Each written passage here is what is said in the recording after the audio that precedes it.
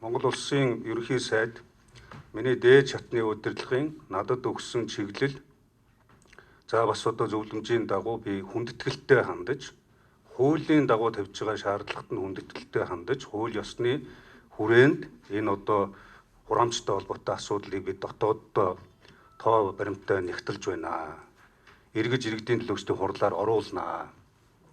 Хэрвээ үнэхээр иргэд энийг хүсэхгүй байна гэх юм бол нийтээрээ хүсэхгүй байна. Бүгдээрээ нийтийн тээвэрт биднэрт хэрэггүй. Энийг шинжилээд яах юм? Саяны сургуулийн автобус хүүхдүүдэд явуулсан тэр сургуулийн автобусаа зогсооё. Энэ гудамж талбайгаар байгаа хог одоо овшоо бид нар цэвэрлээд яах юм бэ гэвэл замаа шинжилээд яах юм гэвэл одоо би бүгдийг нь өөрчлөөд иргэдийн уралд оруулахад бол бэлэн байна.